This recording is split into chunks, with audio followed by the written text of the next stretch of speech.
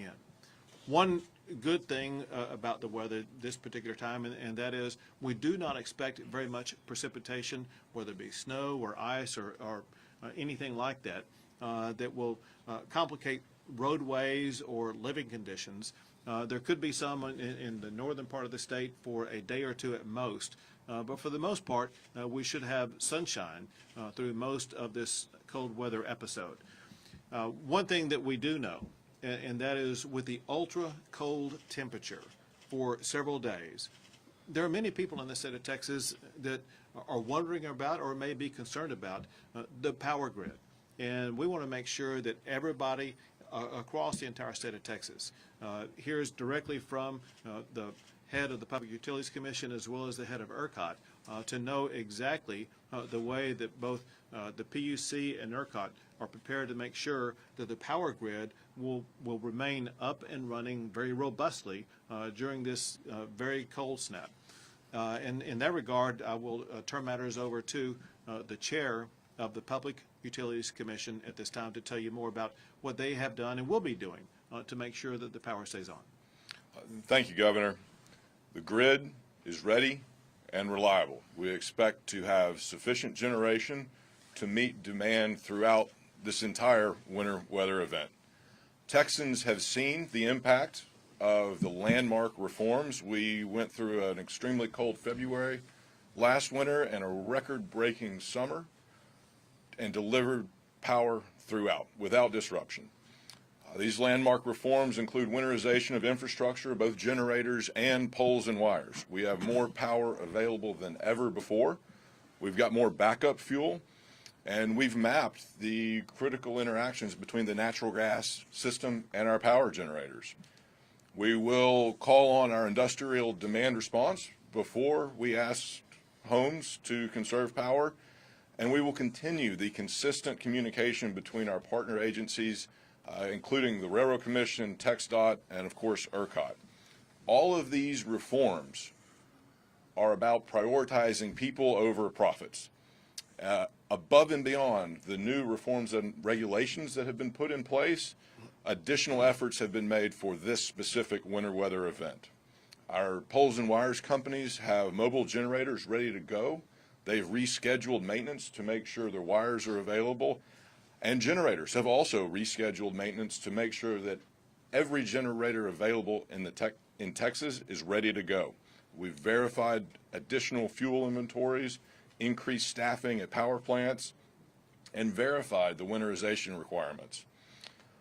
I do want to remind folks that we will have high winds that could bring down branches, and even if there are some localized power outages due to falling branches, that does not mean that ERCOT or the state does not have sufficient generation. As always, stay in communication with your local power providers and local leaderships, and they will keep you up to date on local issues like that. The grid today is reliable, but our state's growth means that we need to plan for the grid of the future. Our reliability reforms are working, but it's not a permanent fix. Our growth means that we have the equivalent of a new Corpus Christi added to our grid every year.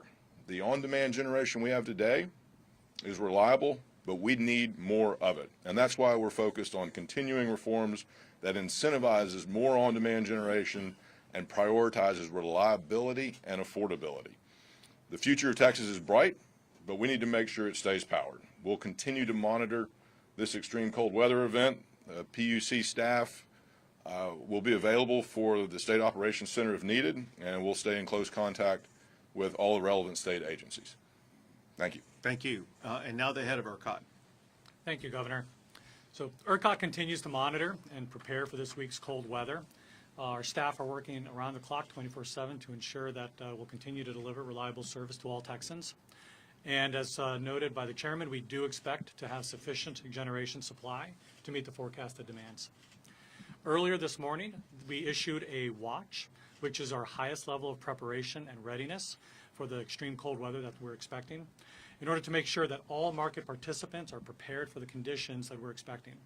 By issuing a watch, it ensures that we have all of the tools in our toolbox available to deal with the service demand.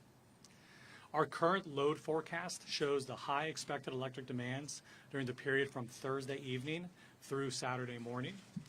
The highest demands during this period we expect are going to occur on Friday morning.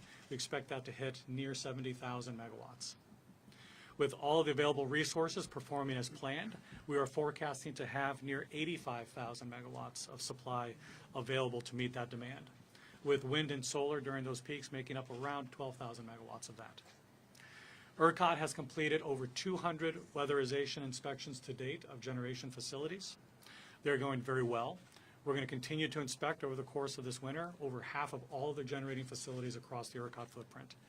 And last winter, we inspected a full third of all the generating facilities across ERCOT.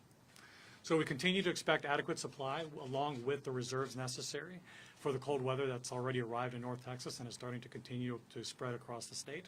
We'll continue to monitor conditions and we'll keep you informed as any conditions change. Very good. Now the person who will be in charge of leading the effort in responding to the winter storm is the head of the Texas Division of Emergency Management, NIMKID. Thank you, Governor. This is a dangerous storm coming our way. The temperatures will be extremely cold and the winds will be high, which will generate some very dangerous wind chills. Many of our local partners have already begun plans and opening of warming centers at the local level. The website here in front of you, tdim.texas.gov/warm, will have those warming centers posted for the public to see as soon as they become open by our local partners. As you've heard, the grid is good, but that should not stop you from making plans to protect your home from these dangerous weather conditions and have your vehicles ready as well for these dangerous conditions. We've heard that the precipitation is not in the forecast and it's very light in the panhandle, so the rest of the state should stay dry. But listen, any flat tire, any bad battery problems and stuck out in this dangerous cold can be life-threatening. So please make plans to prepare your vehicles and your homes.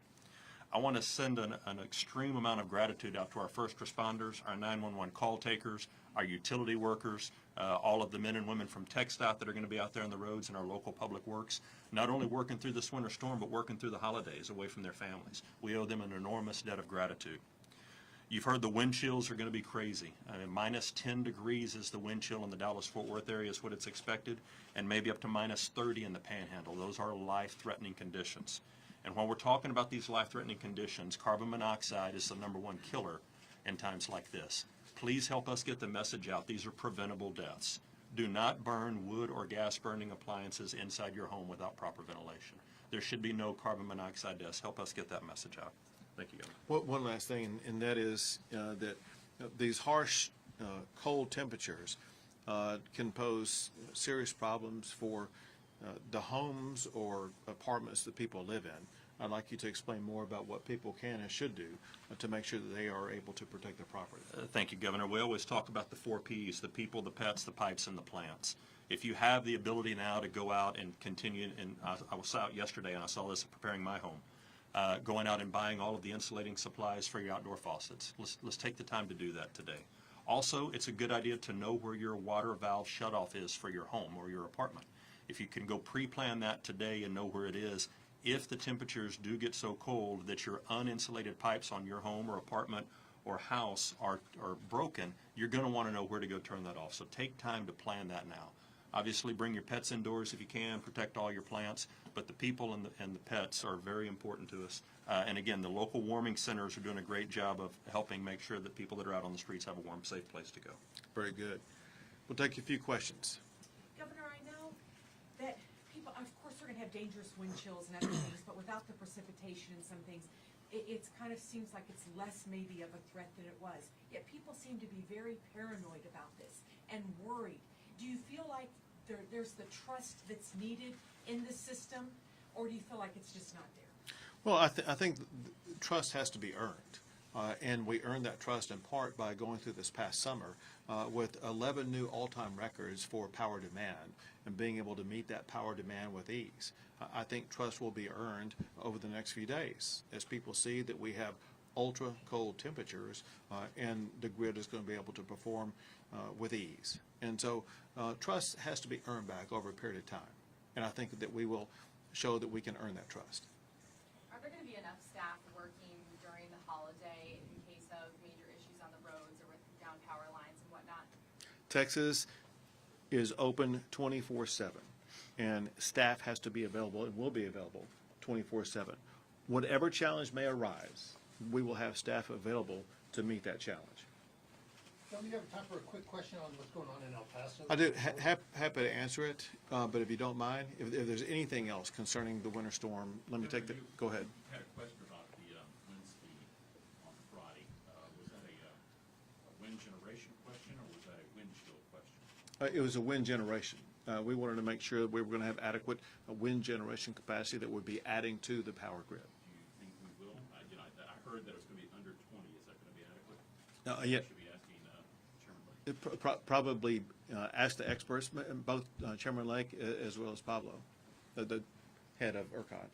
Are you confident? Well, no, hold a second. I'm going to let them answer the question. I'll come back to you. Yes, we expect to have adequate generation of all forms, including wind, throughout the high wind phase of Friday. And even as the wind tapers off after the front moves through, we expect to have adequate generation, even with the drop in wind on Saturday and Sunday. When turbines froze up 2 years ago, did they freeze up again? I do not anticipate that. The lack of precipitation means that we expect to have those turbines turning, but that is a vulnerability of wind generation. The only thing I'd add is that we're assuming a very conservative wind forecast as it is.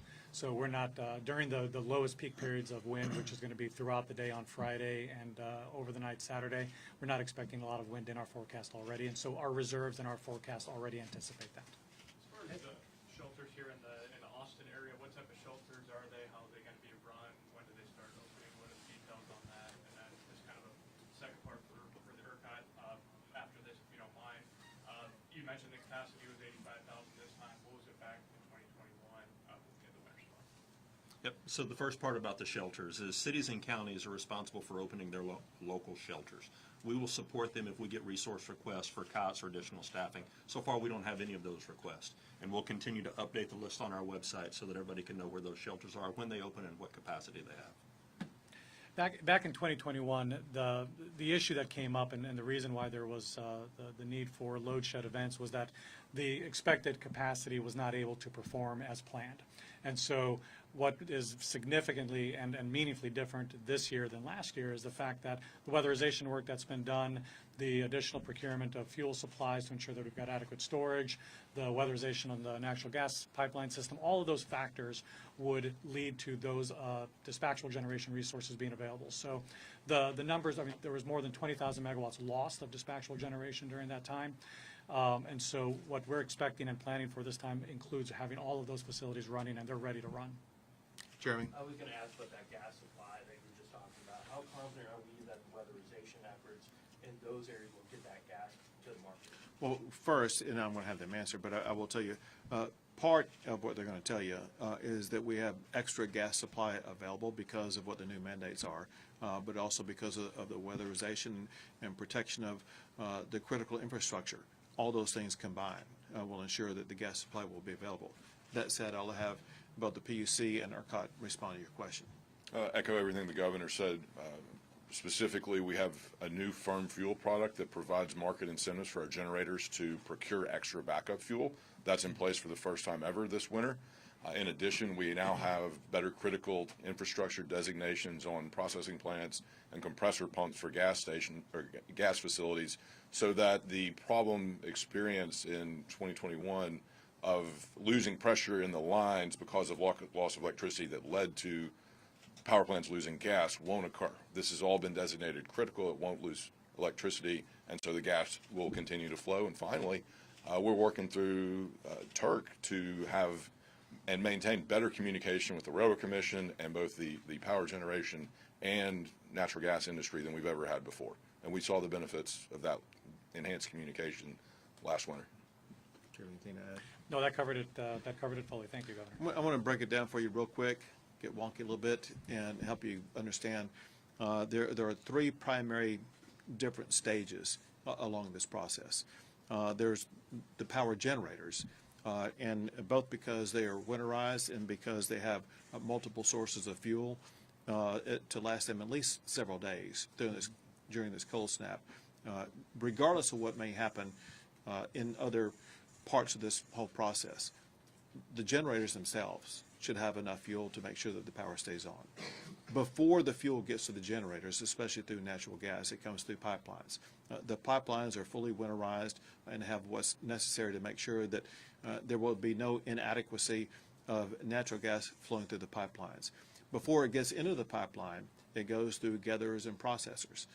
And the gatherers and processors have been contacted, at least the primary ones, across the entire state of Texas to make sure that they're using measures like using methanol to prevent freezing and other standards to prevent freezing to make sure that adequate natural gas coming out of the ground will be gathered, processed, and make it into the pipelines. It's completely different than it was 2 years ago. Two more questions? Mr. Vegas, in regards to the natural gas flow, there's concern that some generators may try to take advantage of the load and to hold back and to wait till we get that $5,000 cap.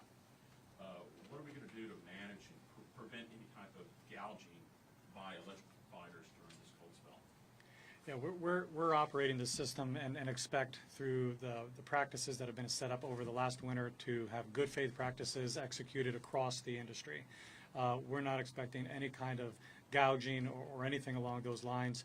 And in fact, we've already have been working with the generators who are working in turn with their suppliers to ensure that the commitments for generation are being made in advance. So we're already seeing those commitments being made in advance of any changes to any of the price forecast on the road. Can I get the question? Yeah, you're going to get your question.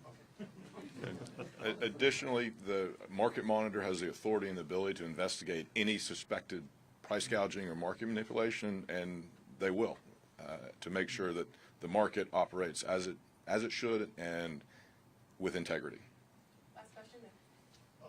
Thank you. As we see going on with the migrant crisis in El Paso, National Guard troops putting in concertina wire and other such things, has that been effective? Because we've seen some TV reports saying that they were just moving down the road a little bit. And then the second part of that question is the truck inspection order back in place down there?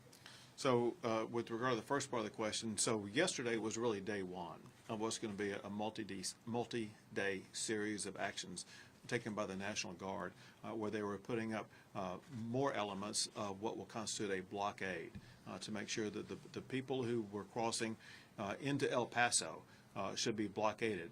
It's going to take several days to fully implement those measures. And then, I'm sorry, your second question? There were some reports that trucks were being backed up along the border. Did you order inspections? So that's all run by the Texas Department of Public Safety, and they have a right and the ability to do these inspections. And they have found through these inspections that there were vehicles that were not safe for the roads. It could have posed dangers to Texans, and there were other flaws they found either with regard to drivers or vehicles. So that's SOP. That's not like a That's all subject to and led by the Texas Department of Public Safety. Great, thank you guys, thank you so much. Thanks.